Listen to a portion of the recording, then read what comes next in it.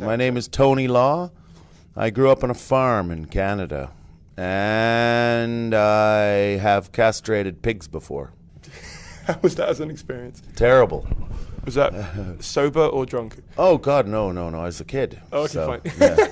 I thought this was in the last 30 years. I didn't. Yeah. No, when I was a child, yeah. Hello, and welcome to the Ask Your Industry podcast, episode 65. For those of you new to the show, my name's Simon Caine, and this is the podcast where I interview the most influential people from the worlds of stand-up, comedy, radio, TV, and today, the live circuit. Tony Law is a professional comedian who got clean and sober recently from a number of different things, and I got him on the podcast to talk about how he built his audience, how drink and drugs impacted his career development, and trying to gain the promoter's trust after becoming sober. I want to quickly chuck in trigger warnings for alcohol, substance abuse, and mental health. If any of those things trigger you, you might not want to listen to this episode. Personally, I don't have triggers for alcohol and substance abuse. I do for some mental health stuff, but it didn't trigger me. But I want to just say listener discretion is advised. If you want to follow along, you can find all the questions with timestamps on my website, which is simoncaine.co.uk/Ask the Industry Podcast. Please do join the Facebook group as well, because that's how you can find out who's coming on next, and you'll get to ask your questions to the future guests. Without any more delays, this is Tony Law. No, I first came to the UK in 1990.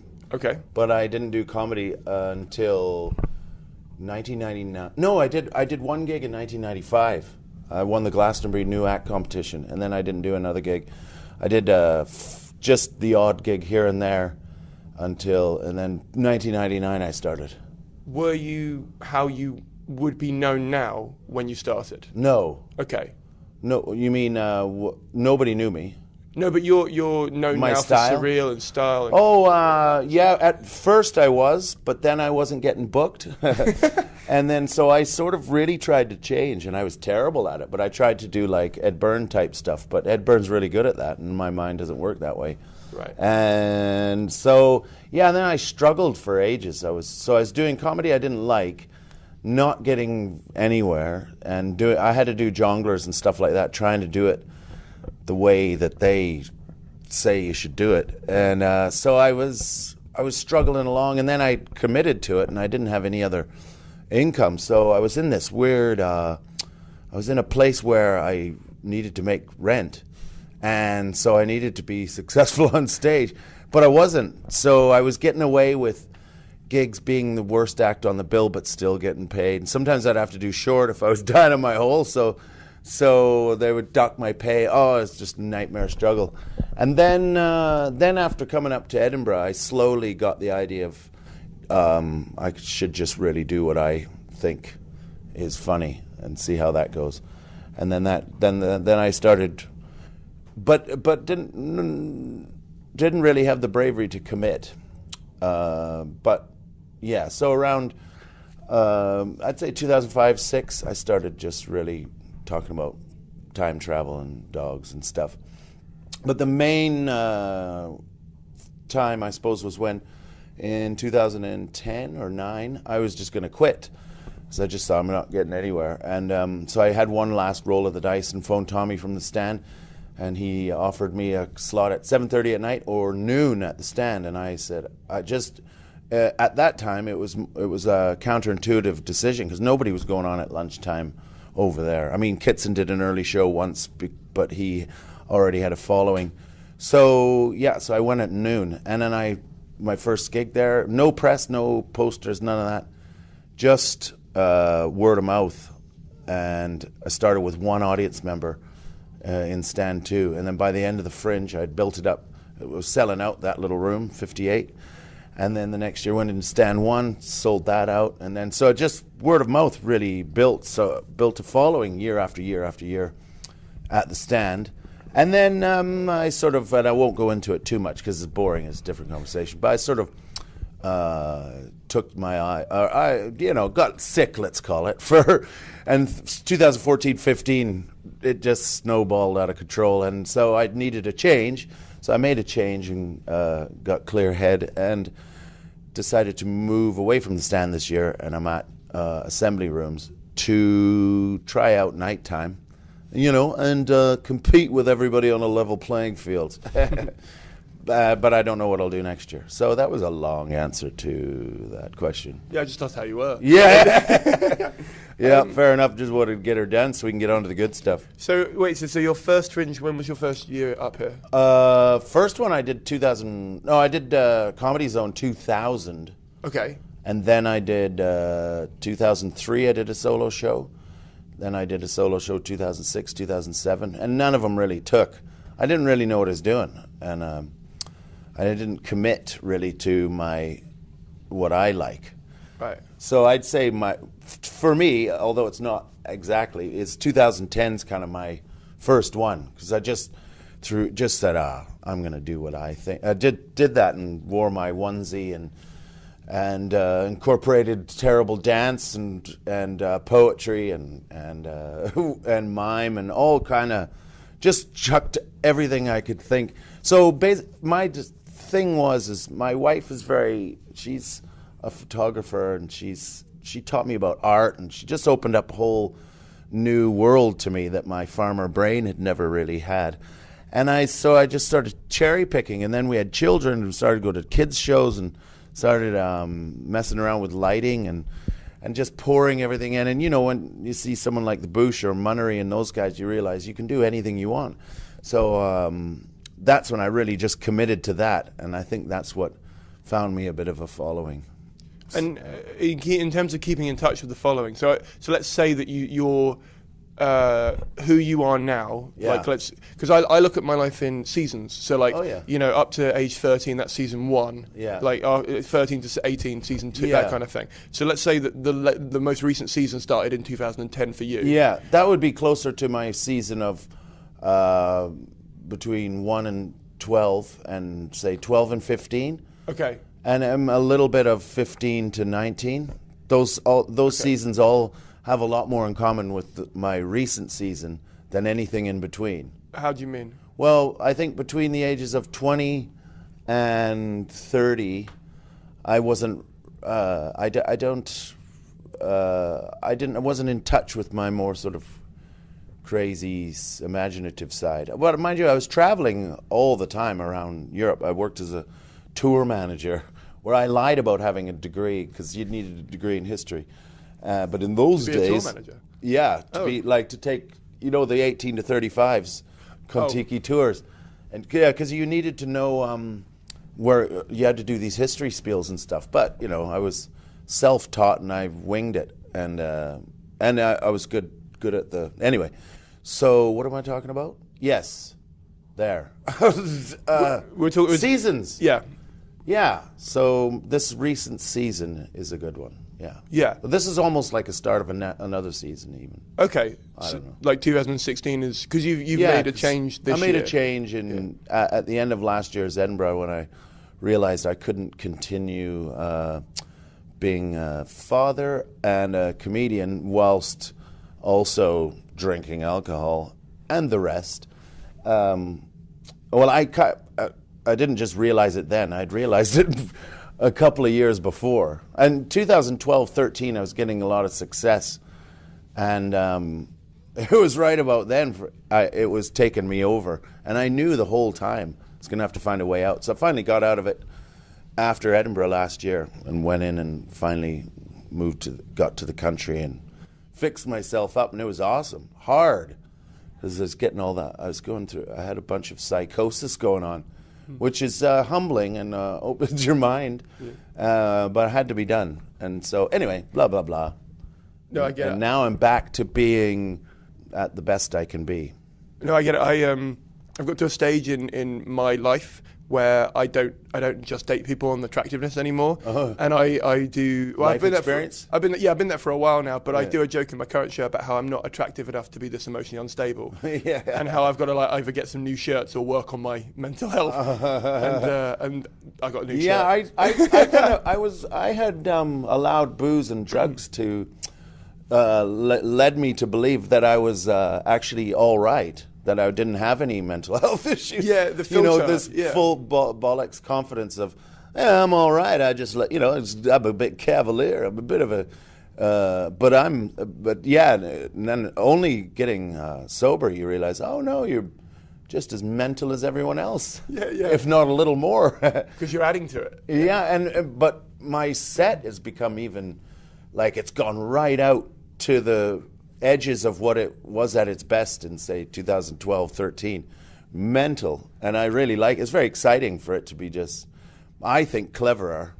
You know, I think it goes to way more interesting places. There's like to me, at the end of the hour, there's a whole thread linking it. It's very metaphorical, and it's more like an album of music than it is a thread or a narrative. But so I get a lot out of that. I get a lot of therapy out of it. Yeah. Yeah, that's what I find from shows that I've done. They walk away with, so they'll forget about the joke. They might remember the odd line here and there, but they'll go away with the story that you left them with. Yeah, you know what I mean. That'll stay with them mine for a lot will longer. be and even mine won't be like a direct or exactly true story, but there'll be snippets of real life, and I like to think they go away with just a general feeling. And someone tweeted me today, said, because I do a thing about my car, and he said that I've done some reverse advertising because everywhere he goes, he's been seeing that car and thinking of me. Right. And I thought, yeah, that's quite a clever thing. Reverse advertising. Yeah, so I hope people go away with a feeling, a general feeling of goodness. Yeah. Yeah. What got you into drinking? Was it just the lifestyle of being a comedian? No, I'd started way before. When I was about 15, just because it was fun and it felt great. It just felt good. So I think the usual social anxiety, and grew up in a farm in the middle of nowhere, spent all my time alone mostly. So suddenly socializing at 16 was like, this is terrifying, but it's not now. Hey, fun guys here. And just, yeah, and just managed to do jobs or put myself in places where that was viable. Yeah. Like as a tour manager, I have to have a drink after every day, or with they're on holiday. And so, and just crazy. Yeah, when people say, what was the one moment? I've had, I would say, actually thousands of moments where I should have stopped, falling off a second floor balcony, etc. I don't want to be one of those bores. Yeah. And I don't think I'll ever even do a show about it, because I think it's just so much of it that I'd never do it justice. There's so much bad choices and poor behavior, along with good, that it would take like maybe 10 shows, and that's kind of boring to me. Yeah. I'd rather just I'm really excited about seeing what my imagination can do for me, and what I can steal from my children, because they're 7 now, and they're coming up with some wacky stuff that I'm just nicking. So I've got sober at a really great time. Your idea. I mean, yeah, in a way, it's mine, isn't it? Yeah. And I'm just trying to get the most out of my wife and my children now, and make up for lost time, and follow their wonderful streams of consciousness and mentalness, and just hope and pray that they're much more solid than me when they get older. Yeah. I'm pretty sure they know enough of Daddy to see what's good Daddy, what's bad Daddy. Yeah. Sleepy Daddy. How was regaining the trust of promoters then when you? Oh no, I don't think I have yet. Okay. I think I think in some places I was holding it together, so there's nothing to, and some people were like, well, we didn't even know. Okay. Because on tour I was on my own, so I had enough time in the day to get ready, and so I could hold it together for the show, and do a really great show. And then the odd place more starting to happen more often, you just let it go, or but overall, because you're spending so much energy trying to keep your life together, that you're not going to be able to write a really great show. I mean, I think I had enough comedy chops and enough experience to be drawing off of previous writing and momentum, and I had enough improvisational skills, but I was giving every last ounce of myself and being empty. So I think the 2015 show last year really was the one where it was just a man right near the edge, and I think lots of people seemed to like it for that, because it was really honest. It wasn't like, oh, poor me. It was more like going, I'm still going, guys. And but I think also my audiences this year are really relieved. I think probably I shed some audience, because I think there was enough sloppy shows, and also it's probably hard to watch. So I'm regretful about that, because only on a very but on a simple career-based level, I've was really on the up, and I really sort of fucked that a bit, especially, and I think TV and stuff. But have I got news for you? I was always on my game when I went on that, and I was. Did you because you pre-wrote? I assume they told you the subjects, and it was all riffed on that show, which is why I thrived on it. I think any time I had to do preparation and writing is where I'd struggled, because I just didn't have the mental capacity at the time. Yeah. But if I could riff something, I could just get myself healthy for that. So that one, and Never Mind the Buzzcocks, there's no prep. Yeah. You just have to be well read, I guess. And then so those are great for me. So I don't think I burnt any bridges there. And I assume that, Never Mind the Buzzcocks doesn't exist now, unfortunately. Yeah, sadly. But, I mean, did that help exposure-wise then? Yeah, I think so. Not as much as you'd think. I think the main thing was building an audience in Edinburgh, because I've noticed that, when I go on tour around the provinces, but when I go on tour, I managed to get and build also by just relentless hard work touring. So even when I wasn't well, I was still out there every single year, a tour, and so they keep coming back.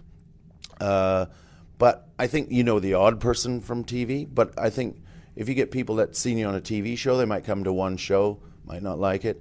But people who come to your live show, you build that audience. So you've got a connection. Yeah, and my tours, I think I do well because of that. Because there's other people with way more television exposure, but I don't think that they would be able to tour. I think they're surprised when they go out on tour and they go, oh, no one's here.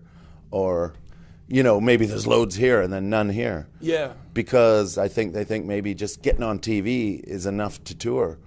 But for me, anyway, I think it's been the graft of being a good live act. And I was good even when I was ill. So I think I pulled the nose of the plane up just in time. Yeah. And I could genuinely feel like I've had a couple of tough gigs this year. That's a good analogy. Yeah, there's loads of airplanes in my show this year, so I'm wondering if subconsciously that's what I'm talking about. I do the airplane sounds and everything. And one of them actually wipes me off my chair. Actually, just thinking about it now, I think that's what I did a mime bit of a man watching an air show. I think that's exactly what it is. Is me being knocked off the chair and then getting back up again. Wonderful. It's like you're like you said, it's a bit of therapy. But I hate it when people say comedy's therapy. It's not, but it's therapeutic. Therapeutic, yeah. It's nice. Just to have revealed that now. But what about like Russell Howard's Good News? Because that was you doing stand-up, so I'm assuming that helped more than maybe a panel show. I'm not sure about that. You know what? I was crazy. That show came up right around the time when I was thinking of just quitting. So I wrote what I did on that show on the airplane coming back from South Africa. That was another thing. I got this advert for Sky that saved me financially, which allowed me to continue comedy. And they said, oh, you got Russell Howard's show. And so on the flight back, I wrote the set I did. So I hadn't honed it or learnt it. I just did it. And so in my mind, maybe other people like it. My mind, I can't watch it because I think, Jesus, that's like doing new material on a TV show, you moron. Yeah. Because I would never do that now. Yeah. But I think it definitely helped me a little bit. I think anything you do where you're just, if someone even just glimpses your face, it's just advertising reminds them you're there. They don't even need to see you on anything much. Just to let you know you're here. What was the Sky advert? Oh, I played King Arthur. Okay. You remember they did those? Yeah, I remember. Yeah. I was King Arthur on the Knights of the Round Table.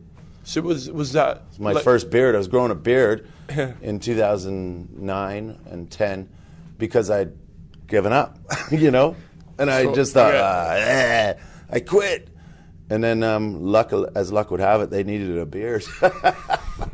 Like, Yeah, symbiotic. and Russell Howard was the exact same time. And then I managed to pay some debts and carry on. So it was a case of you financially weren't doing well, the circuit wasn't going very well. Yeah. This was 2009, I mean, not now. Yeah. And an advert came up because a lot of comedians object to doing adverts. Or have that. That's crazy. You got to pay the bills, haven't you? And it just depends what it is. I mean, someone's going to do an advert for Sky TV, so seems fine to me. I watch it.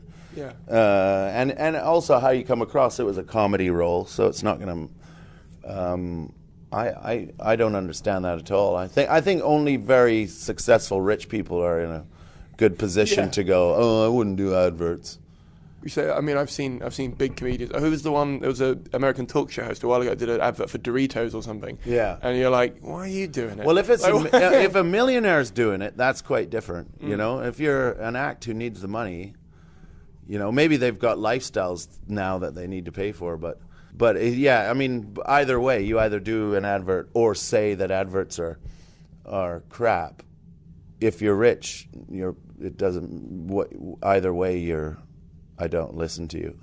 Yeah. You know, you don't have, you know, like if someone, I don't know, there's nothing wrong with them. I'd do one in a heartbeat tomorrow if I didn't look like a tool. Yeah. And it bought me time to continue doing the comedy I like. I think it comes down to, can you sleep at night doing the advert? Yeah, that's it. You know what I mean? Simple as that, yeah. And I mean, I've done a quick bit of maths in my head. 7 years ago, you said your kids are 7. Yeah. So I assume 2009, they were it got born harder because of kids. Well, in a way it got harder, but easier in a way, because you've just got focused and so you're really a lot of people say that. committed to that. And yeah, there's no time for feeling sorry for yourself.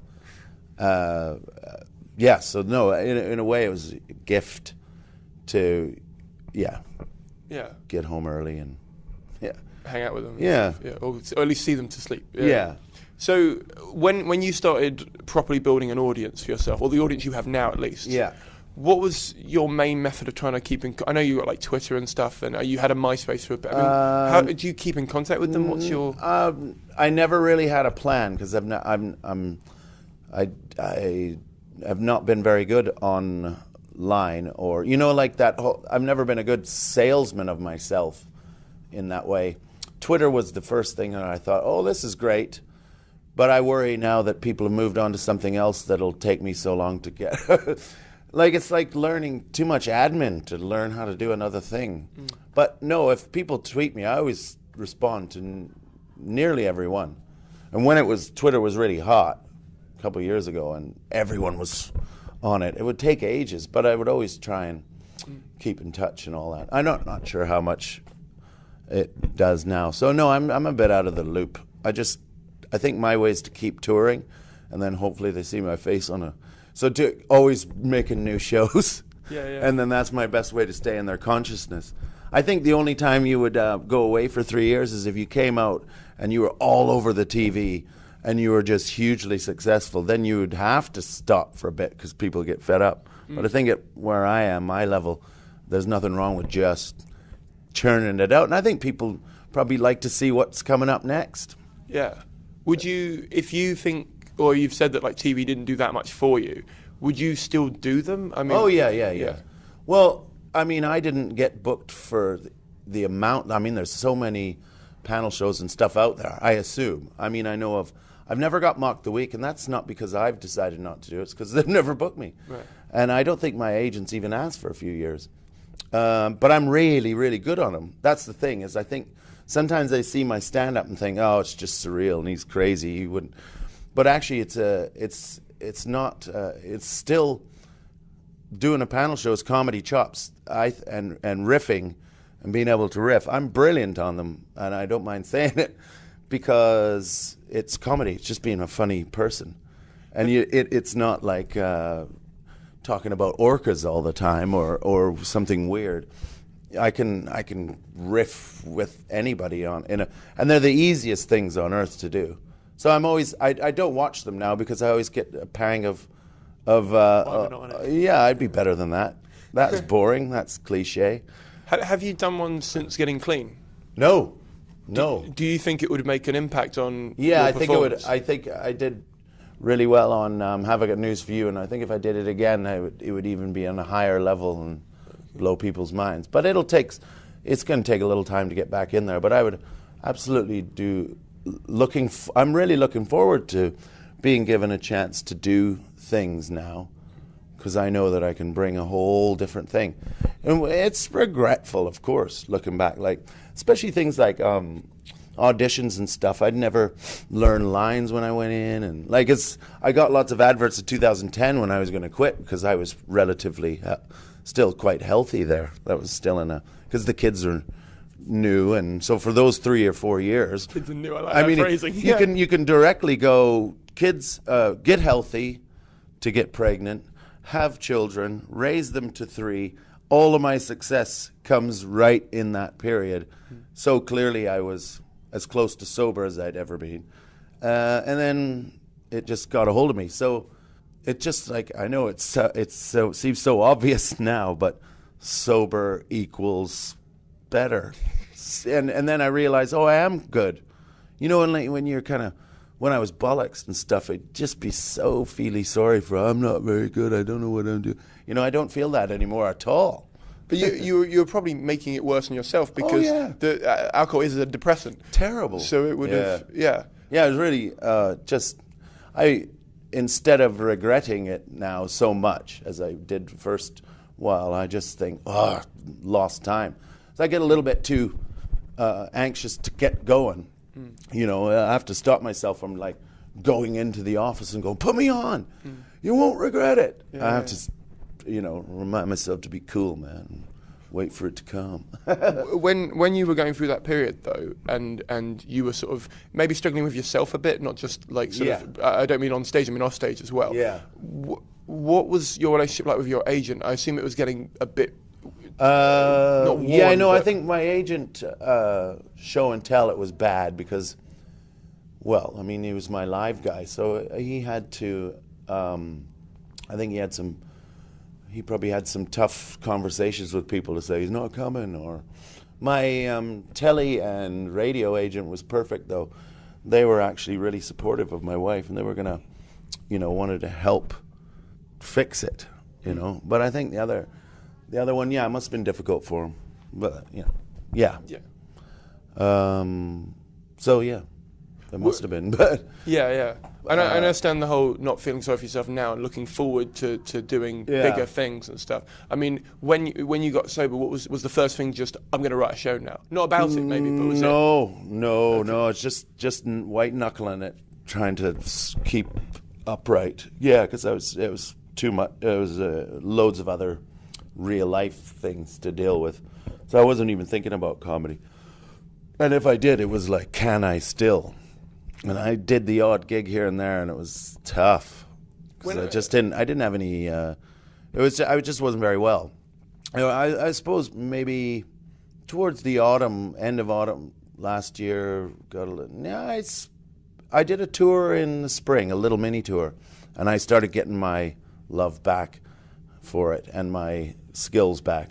So that was good. I kind of pieced together a tour of the show of last year, but I couldn't really do that because I was not that.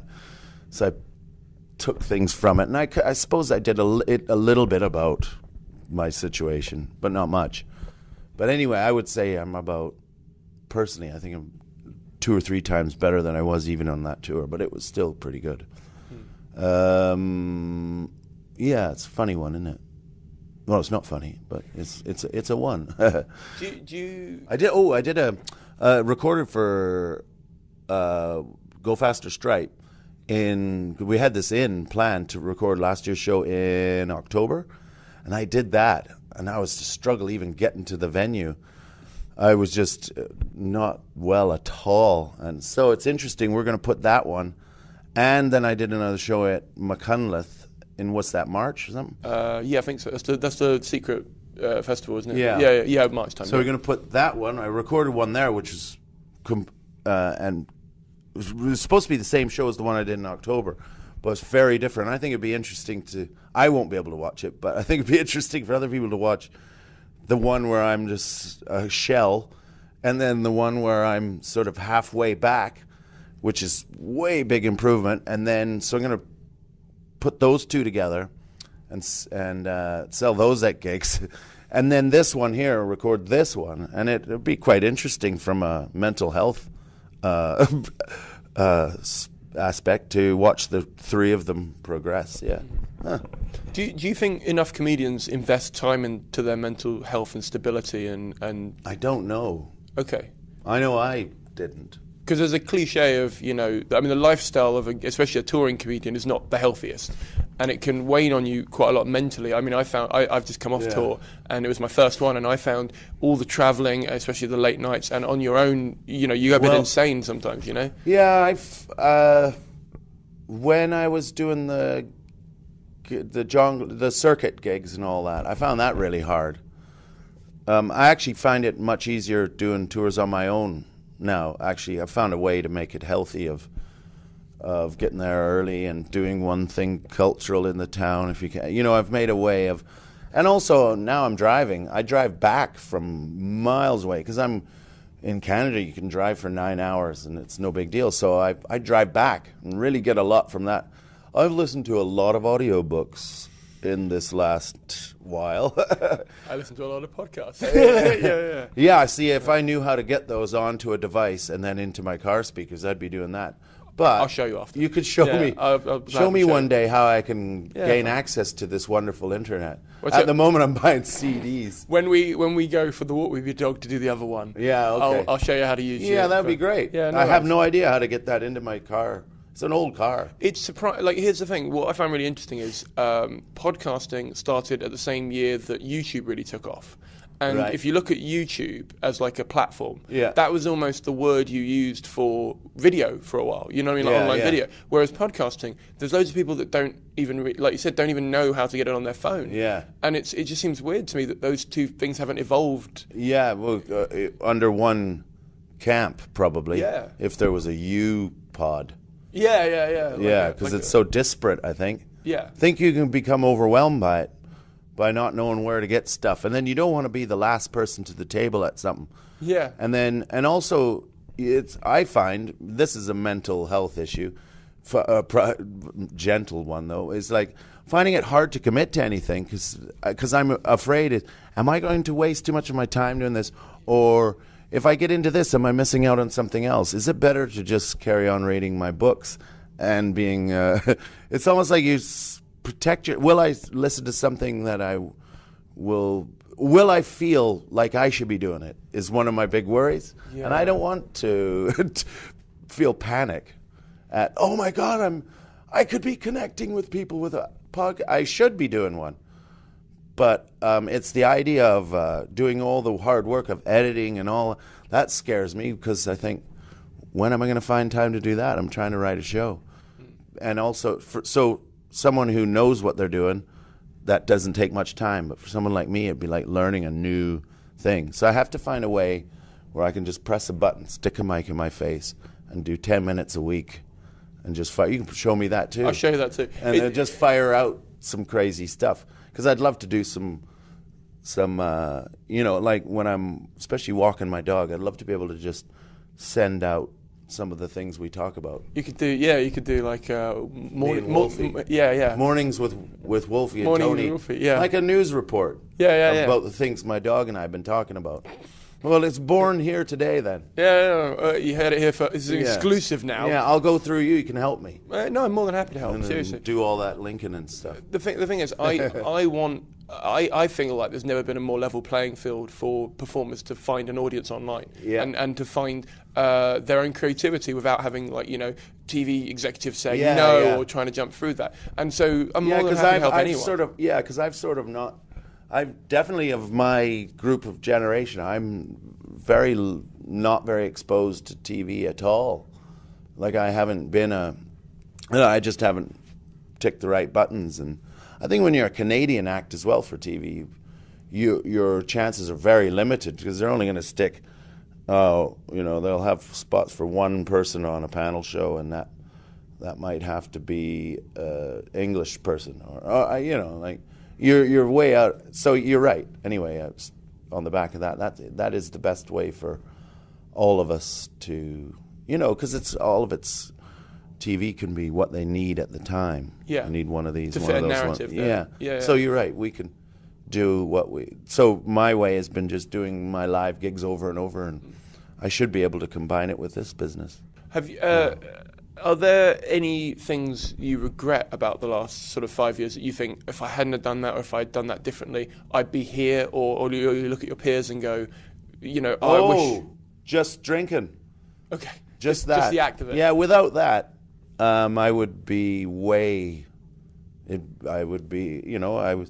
I just sort of. Just letting it flow and being at your best as things go, it was snowballing, and still will in some ways, and will get going, and is in, and I haven't. But yeah, if I had been sober all that time, I just would have been better every single audition, every single thing. So even if I came across really good on something, I would have been even better, and then that would have been. So it would have all snowballed. So yeah, absolutely. The only thing I regret is drinking, because I can't really look back at decisions and go, oh, I wish I had done that decision. I made that decision because I was just not thinking straight. Just not being brave enough to, look at yourself and fix, or just accept yourself and blah blah blah.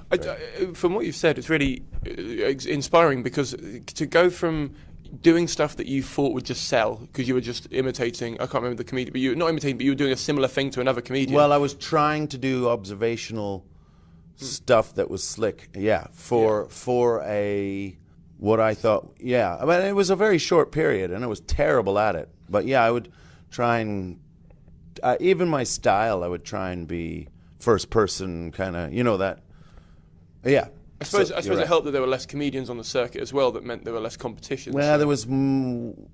I don't know about that, because there was way less gigs. So I felt there was more competition. So you're competing. Like, it took me years and years and years and years to get a 20-minute spot at the Comedy Store, and it doesn't feel any different to me as far as competition or wise.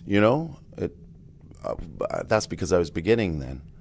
But it felt like it was jammed up with the amount of shows you were able to do. Now there seems to be so many more gigs running. People start their own gigs and can get an audience through Twitter and yada yada. So it's just much better now, isn't it? Do you find? So I mean, do you remember your first gig after getting clean? Yeah, that would have been that. The one we did. No, the one. Yeah, the one. When I recorded. Oh, really? Yeah, that was. Wow, that was hard. That's the one to come back to. Yeah. So did you find that your material? Because I would imagine if you're writing material through a lens of whatever you were taking. Yeah. To say it again. To say it again clear was it was me going, wow, this is not funny. This is only funny if you're bollocksed. Right. Yeah. So you could see a man not delivering it probably. Right. With any conviction. And I suppose that, I don't want to say didn't help, but I mean, I suppose it would have been tempting to slip, just to have a drink to slip back into what you were. Oh, yeah. But no, I've definitely crossed that one. Right. Yeah. Then there'd be no way. Yeah, exactly. That would have been the time. But no way. So yeah, just like everything, isn't it? Always takes time. Yeah. I mean, I feel like your journey to learning who you are seems to have impacted on your writing as well. Definitely, yeah. I would say, I probably needed a dose of humbleness. I had I had a crack at it even in 2001. I was on a panel show called Does Doug Know? And the people that were on that went on were none of us were known at the time, but there was David Mitchell, Reg Hunter, Jimmy Carr, a few others, and they've just exploded. And I went through one of my unhealthy phases right after that. That it almost like it came every time there was success. Do you think you were so there was someone maybe I didn't like who I was, didn't think I deserved it or something, and there's some sort of self-destruct thing snuck in. Do you think you? But I can remember any time I used to keep it together and all. I always in the back of my mind was still a person who drank or whatever. Whereas the difference this time is I just can't bear it, and it's done. And Yeah. Do you think you were scared of success then? Probably, maybe, yeah. Because I'm imagining, because you've spoken before in another interview where you said you didn't think that comedy was an option for you, but you maybe wanted to do it. Yeah. And as a result, like you said, if you're just a farmhand Yeah, growing up, I suppose if anything went well, you might just go, oh, I've snuck into this club. And there probably some of that, yeah. There must have been some of that. Yeah. Yeah. Yeah, you carry the farm around with you. Yeah. You can take the boy out the farm. But drag the farm around. Yeah. Yeah. I mean, I used to be scared of failure, and then I got really scared of success, and then I just got comfortable with whatever happens. They're kind of the same thing, aren't they? Yeah. Well, yeah. I think fear of failure is similar to fear of success. You try and protect yourself from both. That's kind of what I was doing. In fact, terrified of dying. So would find a way to make an excuse for it dying. So almost like do something where I go, oh, well, the audience didn't get it.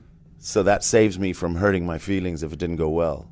But that's just assuming it won't go well. Like, what's nice about now is having no little corners, no little nooks and crannies. I don't have a curtain behind me. I feel like I can see 360 degrees. So it makes you braver, and then also, care less about the minutiae, the tiny things, and just go for it. Yeah. I really need to improve my vocabulary, but I know what I feel. It's like I know how I feel, and I know how to deal with it, but I can't tell people. No, that's kind of features in my show this year too. Is a lot. I try and I make a lot of fun of not being able to explain myself, but having to do it through movements or sounds. That's a really nice thing, and also and I don't want to ever go down that road where I spend so much time, like today we are a little bit, finding the words to express things, and you think that would be so much easier to do it with a ribbon dance. So we could have explained the whole thing. Yeah, I was going to say, unfortunately, but you can't see audio. it. Yeah. His ribbon dance pre-pod was outstanding. Yeah. I mean, you guys missed out. Hey, you must come. Well, you do a ribbon class? No, come to my show. Oh, we'll do, yeah. Tonight or what time's it on? 8. So let's finish this and I'll definitely sort out time. Yeah. Sorry, I've just realized I'm going to have to edit out. Because I've got to go to... Literally, yeah. And I'm selling a show in October at the Leicester Square Theatre. Is that this show, or is this a new one? This show. Okay. In October. Cool. A week in October, Leicester Square Theatre. It's this show at nighttime, and I can't wait. So what venue are you doing it here? I'm at the Assembly Mound. Okay. In Rainey Hall. Beautiful venue. And are you doing the main room in Leicester Square? Yes, Leicester Square Theatre, yeah. Are you going to find... Because that's quite a different space to move into.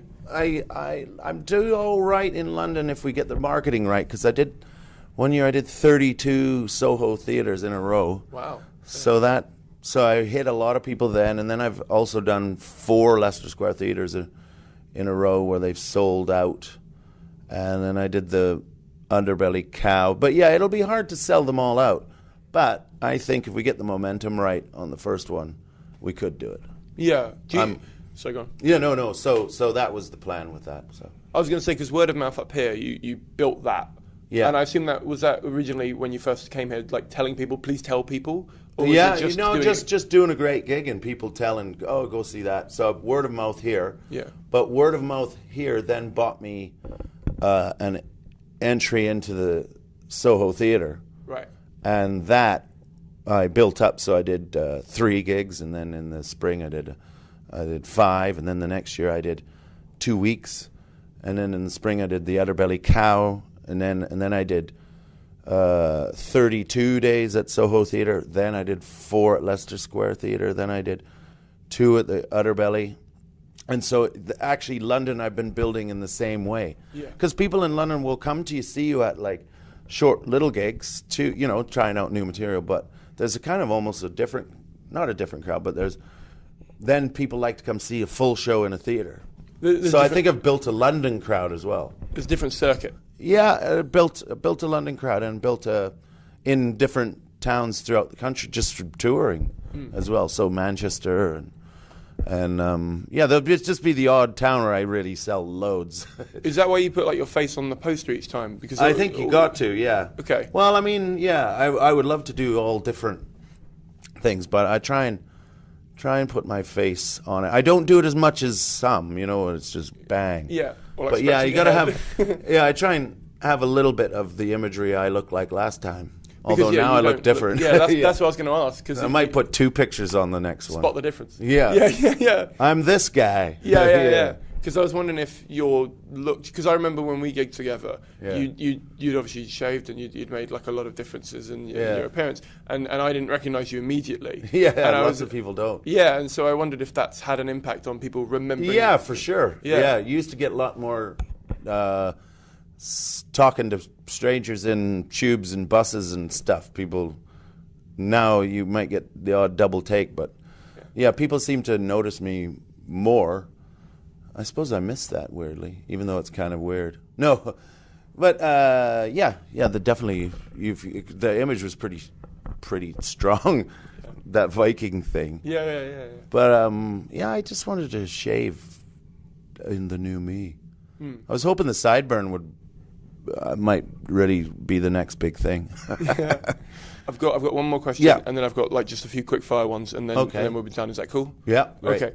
I was going to ask because you've done loads of different things recently, and you've done adverts, and you've started doing your tours again, and all that kind of stuff. Yeah. I mean, as a proportion of keeping you afloat, because you were talking about like staying, like making the rent essentially. Yeah. Would you? I mean, some comedians who like make more money from adverts like find it a little bit uncomfortable to say they're a comedian because they make more money from that, or if they're like a writer for more comedians, they're like, I'm more of a writer than a comedian and that kind of stuff. What would you say? I mean, as a proportion of what you nowadays 90% would be from touring. Okay. Yeah. And so you would bill yourself solely as a comedian. You wouldn't think of yourself as something else from even a financial point of view. No, a comedian. Okay. Absolutely, yeah. And how many tour dates do you do a year? And also, I'm a comic. Yeah. Like just feel like one. Okay. Just a goon. How many tour dates do you do a year out of interest? I don't know exactly. Okay. Over 100. Okay. And then, and then all the little gigs too, which don't count as touring, but yeah. As constantly doing new material in small gigs. That's almost my favorite sometimes. And then touring's my favorite. They're both my favorite. I don't like a middling gig where they want a tight 20 for a wage. I mean, those are the ones where I don't know. I prefer the grind and then the glory. Yeah, I know what you mean. Yeah. You love comedy. I love it. Yeah, that's great. The shorthand. Yeah. Okay, these are the last quick fire questions. Okie doke. I'm aware we're just running slightly over, so I'm going to go through them. So just if you want to just whip through the answers, then we'll do that, because I ask every guest these. So okay. What are the best books on comedy writing or stand-up you've ever read? The what's his name? Steve Martin. Okay. Steve Martin's autobiography book. I can't remember what it's called. That's it. I'll look it up. Well, this is normally a question I ask, but I think we might have covered it. What is the biggest mistake you've ever made, and how did you overcome it? Alcohol. Okay, and rehab is how you overcome Strength. it. Okay. Who is the most underrated person in the industry? Oh, Phil Nickel and me. No. Phil. What do you think is the biggest problem in the comedy industry, and how would you go about solving it? No idea. I've been too up my own arse with my own issues. I'm leaving that in. Okay, this is a split one, and it's the last question. What is the best bit of advice you've ever been given? And if you could give one bit of advice to a comedian just starting out, what would you say? Ross Noble told me once very early on, he told me, don't do jonglers, don't do comedy clubs, just do what you want and keep doing it. Which I eventually came to that in 2009-10. But he told me that way back when I started. Commit to touring and doing your own thing. Okay. And not trying to fit in to a thing. Okay. Yeah, that's what he told me a long time ago. Boothby Graffo gave me some good advice one time at the Comedy Store when I was terrified. he said, don't worry, you're probably going to be shit. And that really made me so happy. And I had a great gig. Amazing. I'll never forget him for that. And if you could give one bit of advice to a comedian just starting out. Don't worry, you're probably going to be shit. And then you'll be good. Okay. But you'll be shit for a long time, even when you think you're good.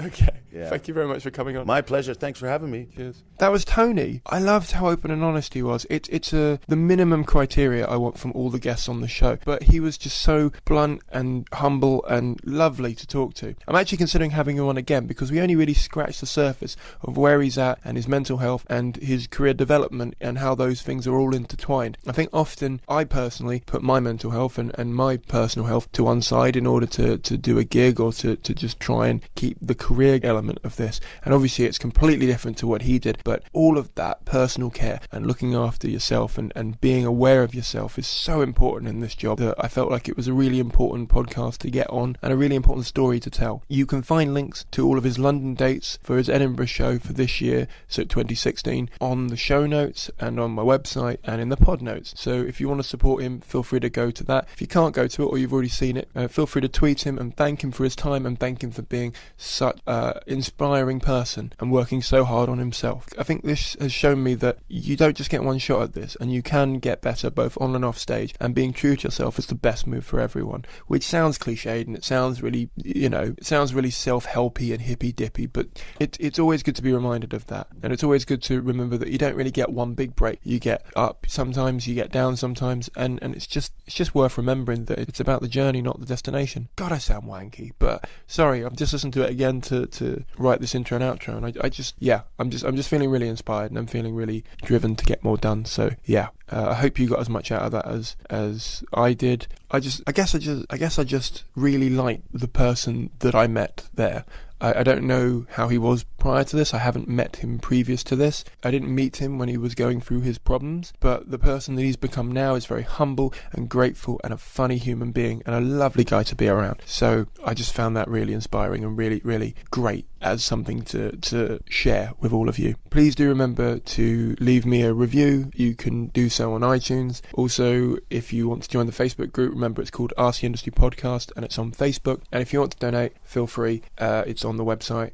You can do it as a one-off on PayPal, or you can do it as a ongoing thing for a minimum of 80p an episode. Do you think that was worth 80p? Do you think the amount of time and effort that it took me to get that one together was worth 80p? If you do, please do consider becoming a patron and supporting the project if you get value out of it, because without your support it won't be able to continue in the way that it is right now. Thank you very much for listening. Thank you very much for sharing. Thank you very much for donating if you do, and I'll see you all in about 10 days time.